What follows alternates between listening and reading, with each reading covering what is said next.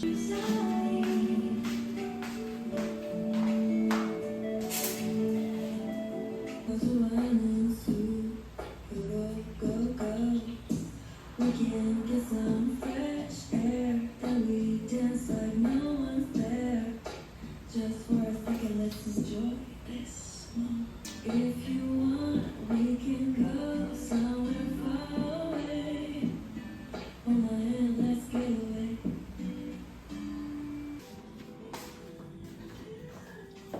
guys, so I decided na ang dami ko pang tira sa ref na ulam. So ang gagawin natin today is mag-init dahil sayang. So pinag-iisipan ko kung magkasaing pa ba ako or ulam na lang yung kakainin ko. Kasi may gulay ako dyan and may isda and I don't know kung magkakain pa ba ako, but painitin mo natin yung ulam. Let's go. Magsaing na lang ako.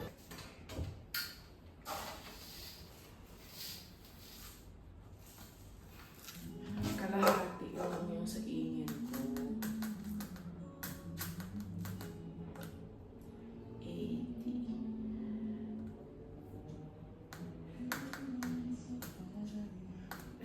80.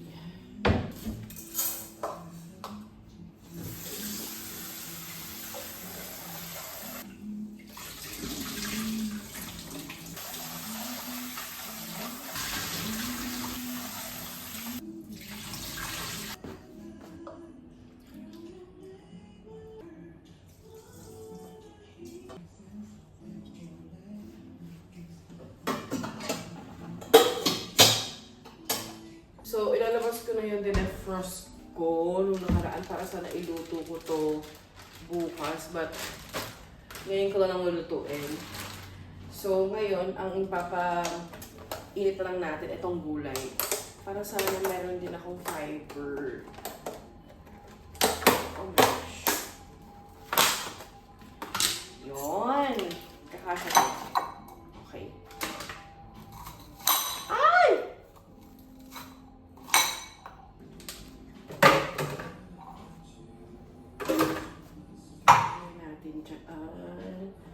And then, ito, lagay na natin.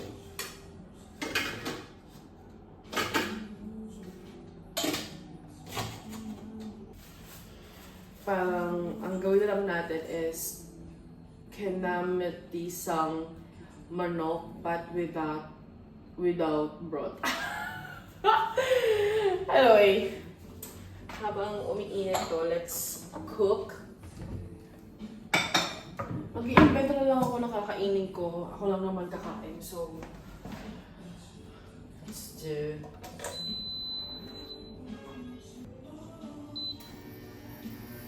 Initin mo natin. And now, we're going to init. Naka-ready na naman to kamatis. Naka-dice na siya.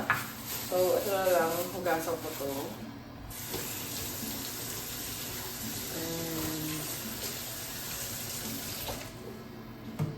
Hugasan ko na naman ito. Lagay natin sa lagayan.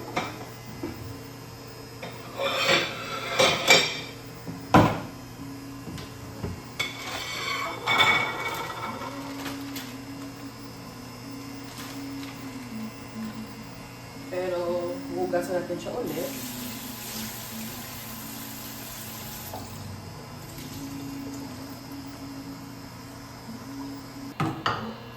Tapos, ipapatry natin siya. Kaya lang wala na akong tissue.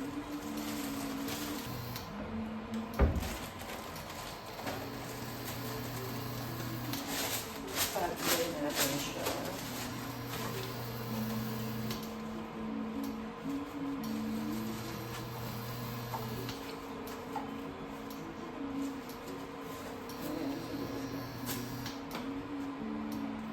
Tapos, isison lang natin siya. Isison lang natin siya ng, I have, tawag dito, yung parang chili na hiningi ko sa Taiwan.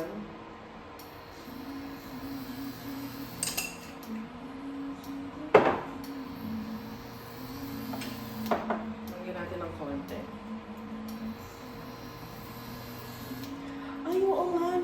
if buttered chicken na lang to? My gosh. So,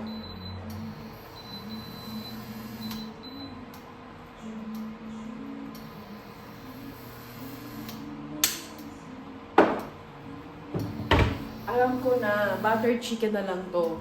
Or buffalo wings. Oh my gosh. Yes, correct. Pwede ka naman to bukas na lang gamitin. Or sa susunod araw kasi naka-ref naman siya. Kuha tayo ng butter na gagamitin. Unsalted to.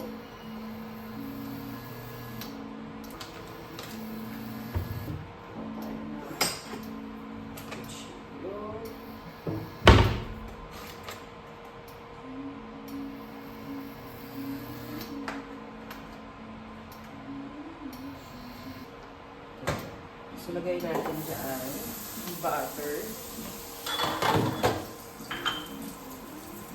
And then, alam nyo ba, sorry guys, pero wala pa rin ako hanggang ngayong panghalo-halo ng ganyan. Lagyan natin yung chicken.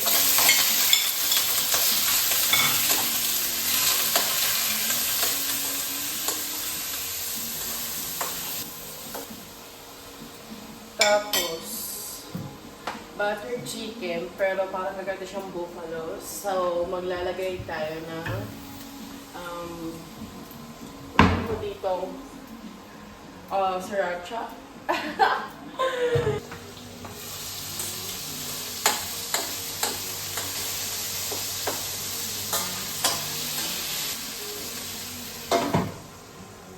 Konti pa. Tapos, nalagay natin itong chili. Parang naman kasi, diba? Ngayon itong chili. Gusto ko itong exhaust. Wala na rin kami hanggang ngayong exhaust. So,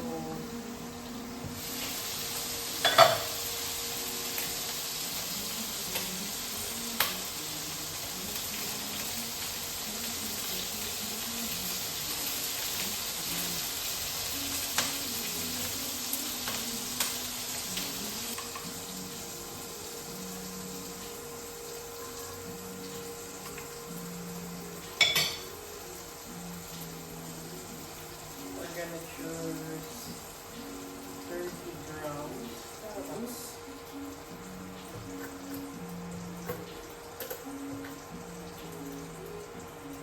yan, okay na yun. 30 grams.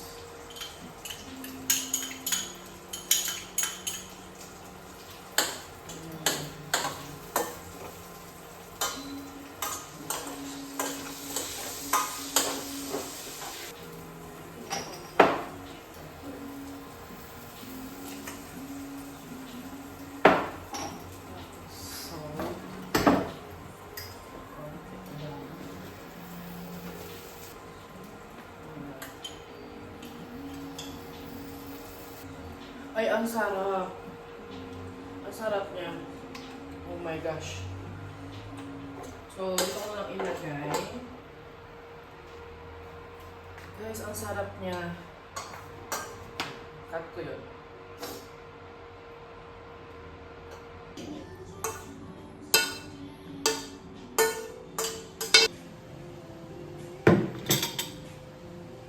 That's it. Ay, oh.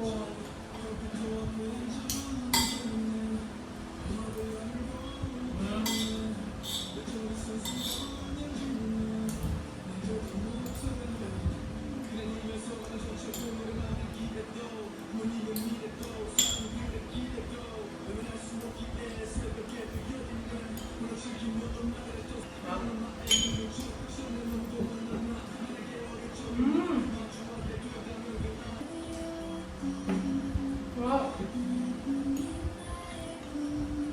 Mahilig talaga ako sa spicy.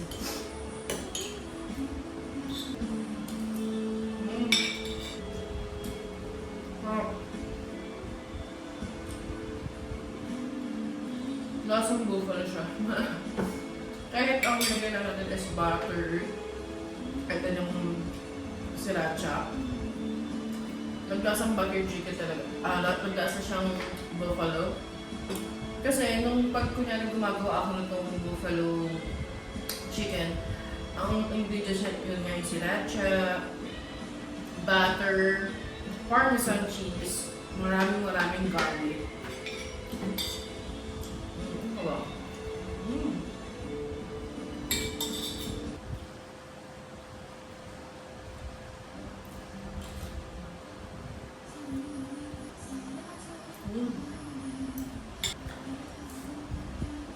Big bite. Baba ng table namin. Alam ko yung kataasan to eh. Taasan ko to. Kumay.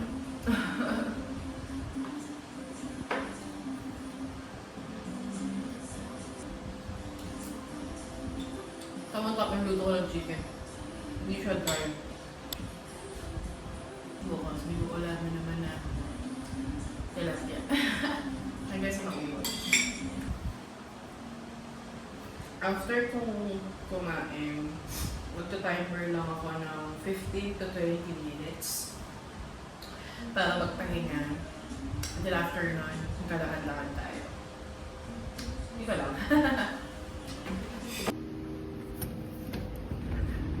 Okay, sobrang foggy sa labas. Sa camera hindi siya masyadong kita pero in person sobrang foggy. Oh no! Kaya pala foggy. Kasi umaambon, umuulan. Oh my gosh. So doon ba doon umuulan? So ayun, tapos na ako walk ng 45 minutes. Yan natin. Kung ilang steps.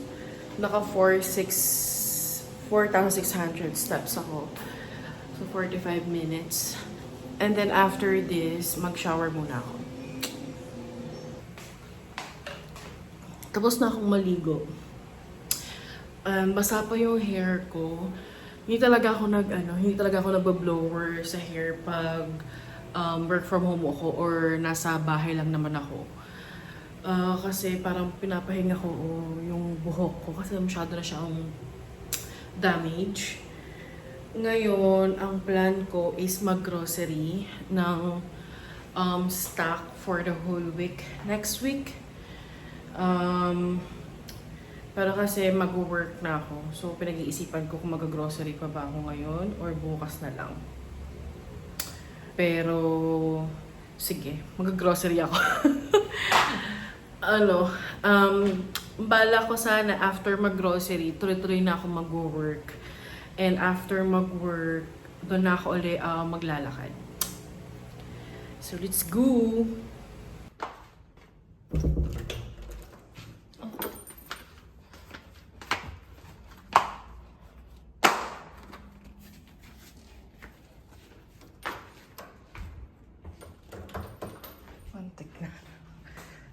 Muntik ko na makalimutan ng susi. Hindi ko yung makakapasok niyan.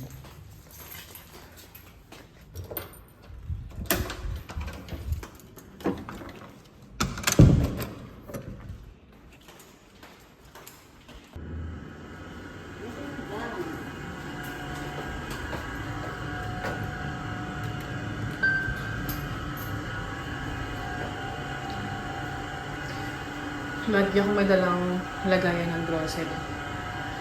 Para hindi na magpit-pit-pit pa ng mga paper bag. Na nabubutas kasi pag may mga frozen. So,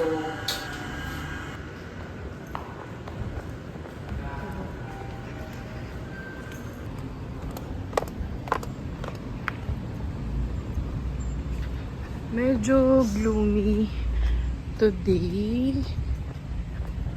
Kasi umulan kanina. So, and also medyo madilim pa yung langit. Feeling ko, ano pa siya, uulan. So, lang, as in walking distance lang yung supermarket dito. Katabi lang talaga namin. Ayan, kita niyo ba? Okay, sa labas lang yan. Yan yung hypermarket pala. Sorry. Yan.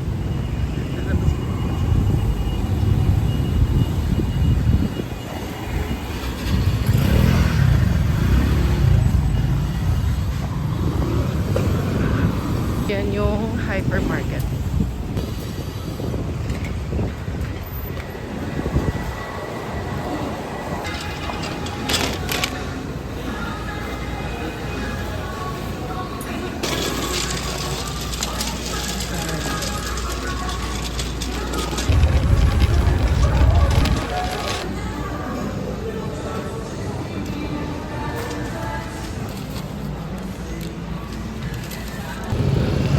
Grabe, no? Konti lang yung binili ko pero almost 1K na agad yung ano, yung total ng pinag-groceryhan ko.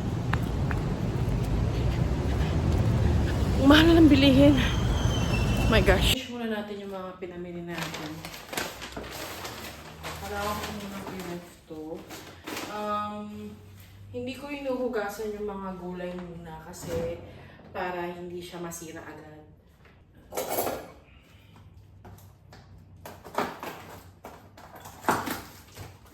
Ito, hindi to, actually hindi ko to iniinom. Minsan sobrang dalang ko lang itong inumin pag bumibili ako ng mga ganito. Kasi, oh my God, and then mali pa yung nakuha ko. Sesto to. Sesto yung nakuha ko. Oh my gosh. Kasi, ang binibili ko dito is yung big, kung alam nyo man yun. Pero, oh my gosh. Kaya ako na. Namiss ko rin naman Sesto. Ito ka mo yung baon ko nung kinder ako, kung naalala ko. Kinder grade 1, ito yung baon ko. Tapos, may ka-partner na lemon square cheesecake. Siyempre, hindi mawawala yung Yakult. Kasi, for probiotics, at least once a day, ako umiinom nito, or the other day, I don't know. Basta lagi mo umiinom ng Yakult. Para hindi siya bulky. We pre-train them almost to learn. We post-train them like our reinforcement learning so that their skills. And we also learn test time scaling, which is another way of saying. So, ayun lang. Mag-work na ako. Need ko na talaga mag-work.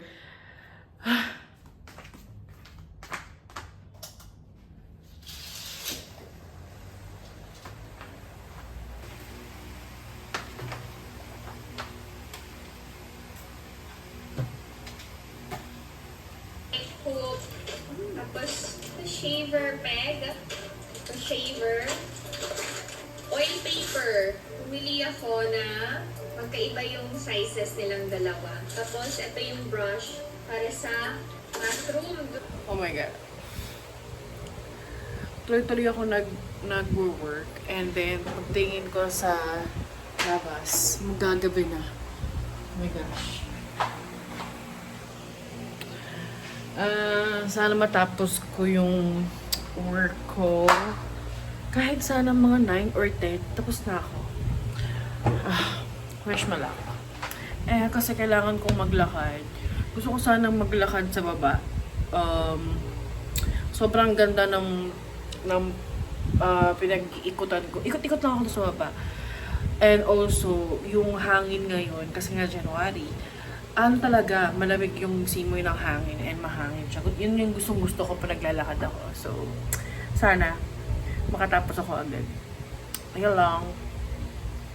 So, tapos na ako mag-work. Pero may gagawin pa ako mamaya. Pero yung initial ko na workload, tapos na. So, anong oras na? 9 p.m. Maglalakad pa ba ako sa baba? Or dito na lang sa loob. I think dito na lang. Kasi marami pa akong gagawin. Tama. Dito na lang ako maglalakad. And lakad ako para ma-hit ko yung steps ko. So, mamaya na lang ulit. Saktong-sakto, done na ako sa steps ko. I hit my steps.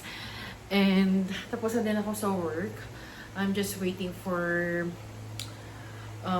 any pendings doon sa katrabaho ko. But ngayon, magkitiklop muna ako ng mga laundry kasi kakakuha ko lang kanina.